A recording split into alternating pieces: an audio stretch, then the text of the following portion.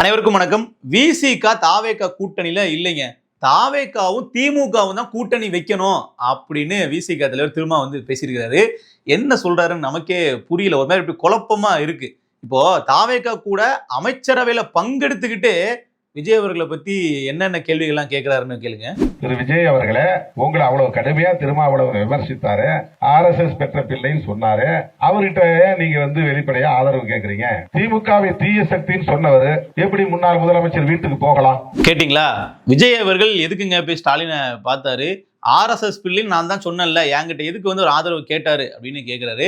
இப்படிலாம் கேட்டதுக்கு பின்னாடி எப்படி தாவேகா விசிக கூட்டணி ஒற்றுமையா இருக்கும்னு நமக்கு புரியல.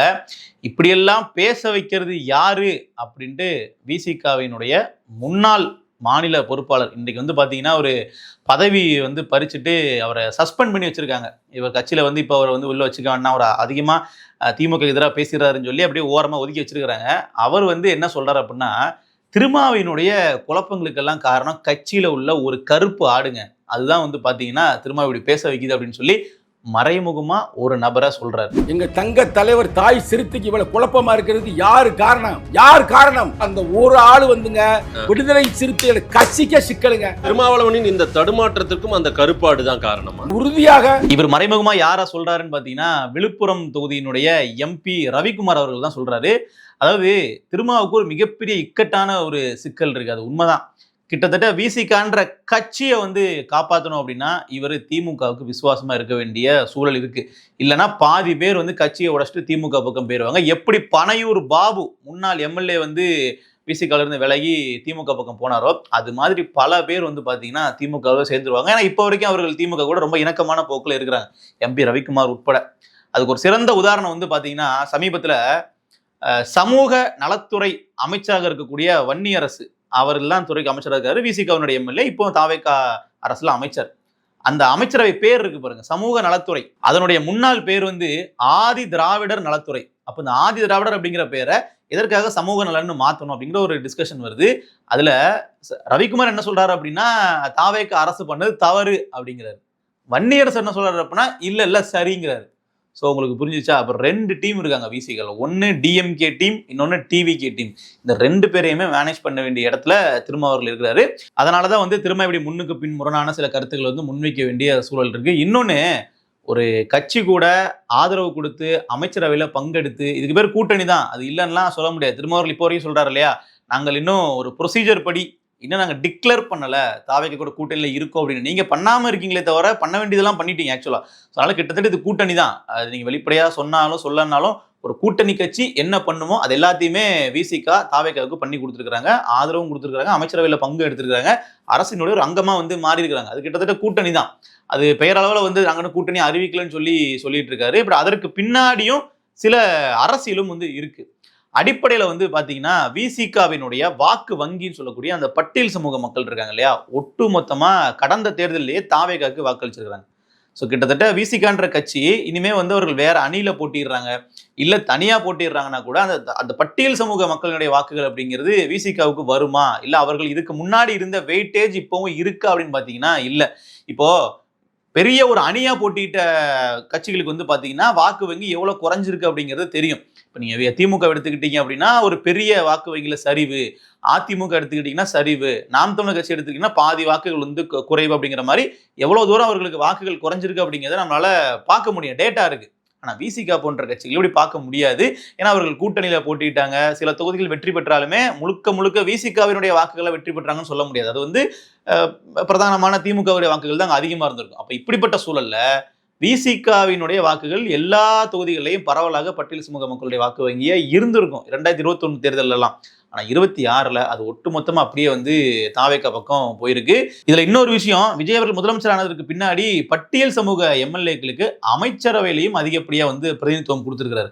அப்ப இது என்ன ஆயிடுச்சு அப்படின்னா, அதிமுக கூட அதிகப்படியா பட்டியல் சமூக MLAக்களை அமைச்சர்கள் ஆக்கல. அப்படிங்கும்போது இயல்பாவே பட்டியல் சமூக மக்கள் கிட்ட விசிகா விட நமக்கு TVK பெட்டரான ஆப்ஷனா இருக்கேங்கிற ஒரு பார்வை ஏற்படுத்தியிருக்கு.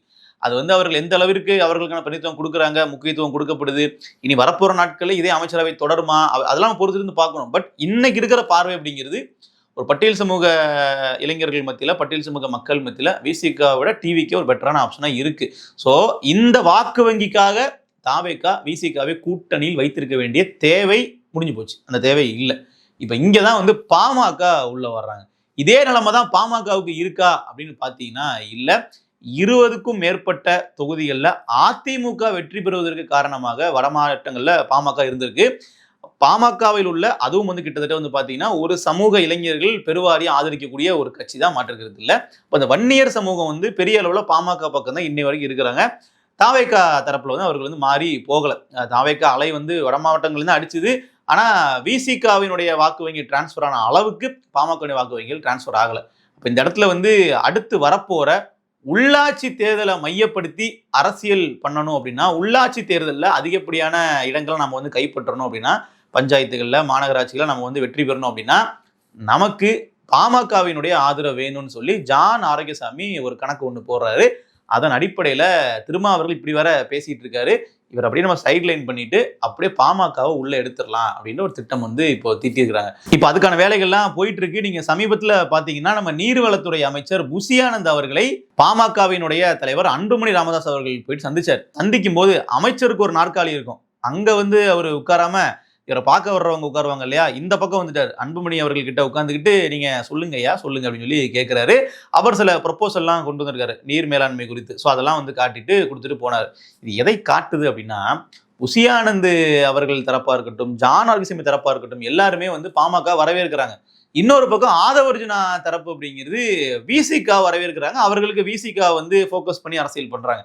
ஸோ ஆதவர்ஜுனா விசிகா வேணுங்கிறாரு, ஜான் ஆரோக்கியசாமியும் புசி ஆனந்தும் வந்து பாமக வேணுங்கிறாங்க. கிட்டத்தட்ட தாவேகான்ற கட்சியை பொறுத்தவரை 2 பேருமே இருந்தாலும் அவர்களுக்கு பிரச்சனை இல்லை.